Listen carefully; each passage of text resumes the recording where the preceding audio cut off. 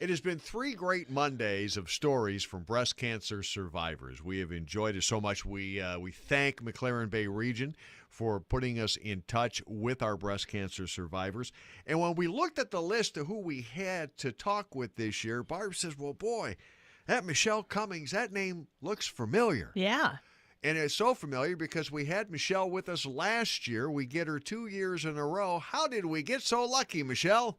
Well, I don't know. I guess you're just very lucky. But I'm the lucky one. 2 years in a row since my breast cancer diagnosis on October 1st. So I'll take that as good luck. That is very good luck. Now, you have been so busy since you were diagnosed because you have dove into breast cancer education series and support groups and being a support to other people. Thank you for that. No, that is not only healing, I hope, for other people, but for myself. You know, we all kind of joined a club that we never thought we were going to be part of when this cancer diagnosis came on.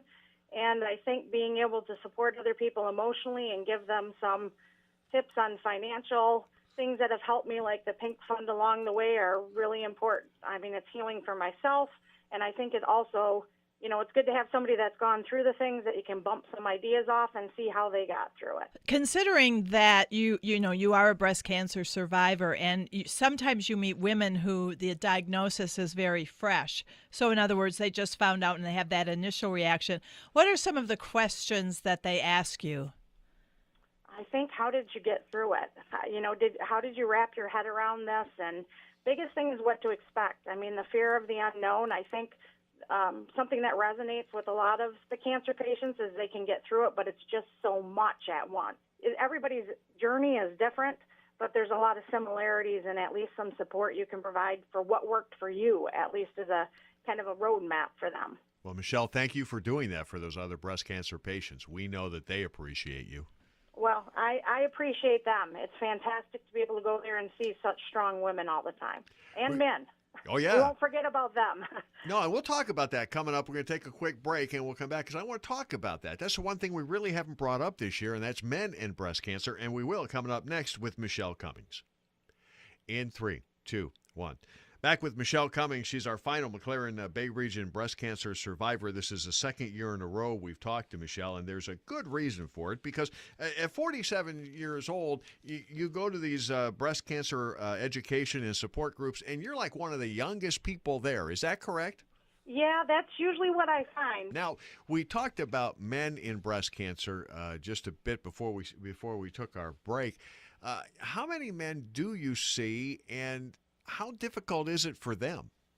Well, I have to tell you, we don't have a lot of men at the groups, which I understand because it's probably a very, uncomfortable environment somewhat for them because a lot of the issues we're speaking about, are women's issues. But it is something that men need to watch out for because it's, it's something that they don't think of, but it does affect them.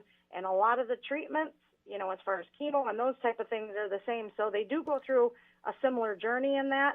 But I think it's something also that's stigmatized a little bit more for them than it is for women, to come out and say that. And, and you may not see many men breast cancer patients, but do you see husbands and boyfriends who come in who also want to know how to support their wife or their sister? Definitely, and I think it's difficult sometimes for men because they're also, they want to fix it.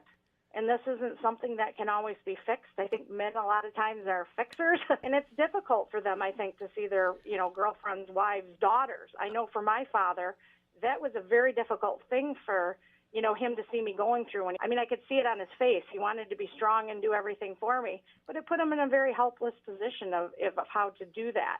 So I think that's one thing that, is also very important is these caregivers need support. You don't get cancer alone. Well, you've been the support and rock to a lot of people through your work in the support groups and the breast cancer education series. And again, on behalf of everybody you've touched, we thank you. And we look forward to talking to you again next year, Michelle. Yes, and I look forward to that too because I'll be really happy to come on and say it's been 3 years. We are happy and to we hear want to that. hear that, yes. And as we wrap things up, we'd also like to thank again McLaren Bay Region, and also we would like to thank Pioneer Sugar for their sponsorship of KCQ Pink Fund Month. Thank you again. We'll talk to you next year, Michelle. Thank you very much.